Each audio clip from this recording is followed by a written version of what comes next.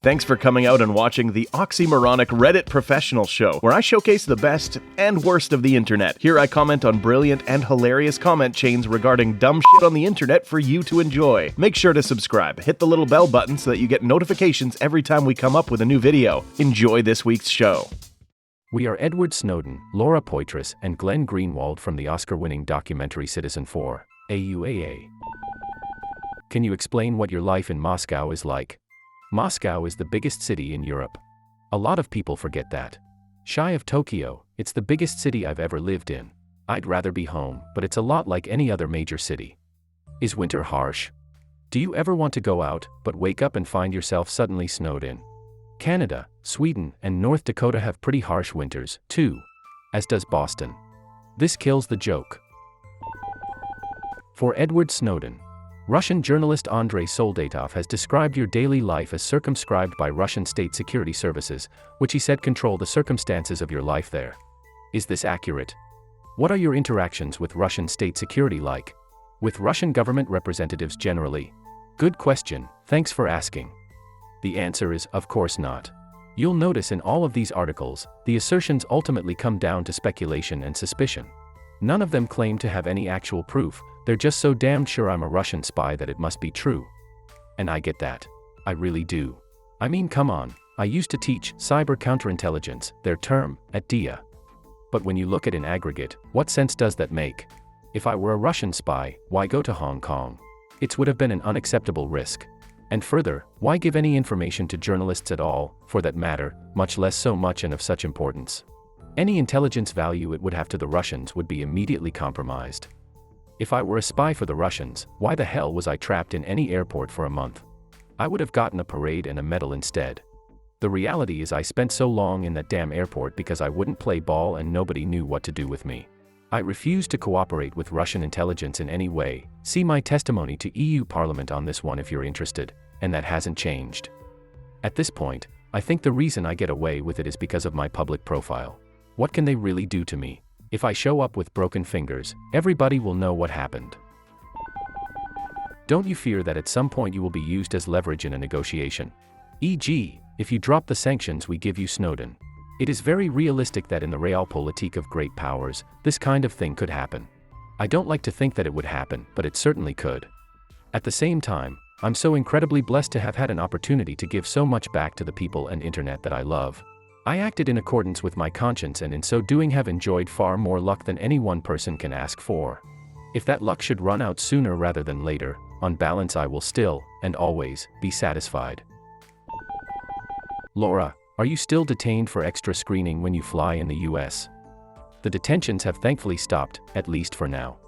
Starting in 2006, after I came back from making a film about Iraq's first election, I was stopped and detained at the US border over 40 times, oftentimes for hours. After I went public with my experiences, Glenn broke the story in 2012, the harassment stopped. Unfortunately, there are countless others who aren't so lucky. To Greenwald and Poitras, what was the most alarming revelation you discovered throughout this process, and is there more to come?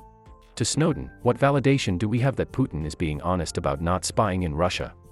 For me personally, the most shocking revelation was the overall one that the explicit goal of the NSA and its allies is captured by the slogan, "Collect it all," meaning they want to convert the internet into a place of limitless, mass surveillance, which is another way of saying they literally want to eliminate privacy in the digital age.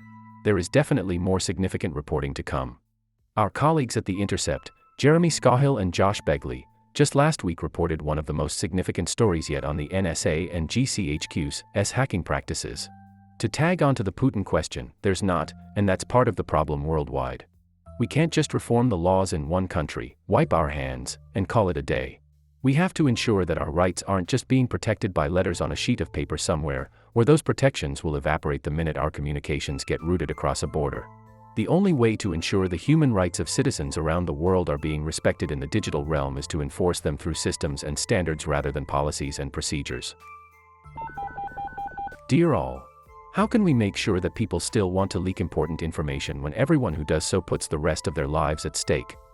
Whistleblower protection laws, a strong defense of the right for someone charged with political crimes to make any defense they want. Currently in the US, someone charged with revealing classified information is entirely prohibited from arguing before the jury that the programs were unlawful, immoral, or otherwise wrongful, and support for the development of technically and legally protected means of communications between sources and journalists.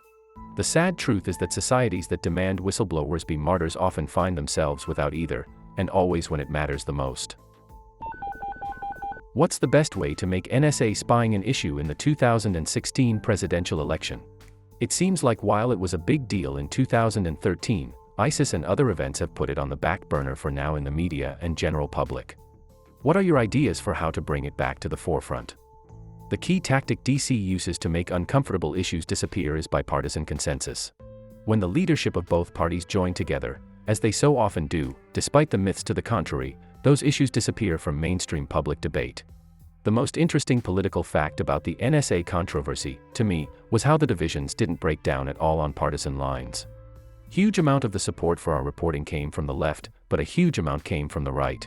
When the first bill to ban the NSA domestic metadata program was introduced, it was tellingly sponsored by one of the most conservative Tea Party members, Justin Amash, and one of the most liberal, John Conyers. The problem is that the leadership of both parties, as usual, are in full agreement. They love NSA mass surveillance. So that has blocked it from receiving more debate. That NSA program was ultimately saved by the unholy trinity of Obama, Nancy Pelosi, and John Boehner, who worked together to defeat the Amash/Conyers bill. The division over this issue, like so many other big ones, such as crony capitalism that owns the country, is much more insider v. outsider than Dem v. GOP. But until there are leaders of one of the two parties willing to dissent on this issue, it will be hard to make it a big political issue. That's why the Dem efforts to hand Hillary Clinton the nomination without contest are so depressing.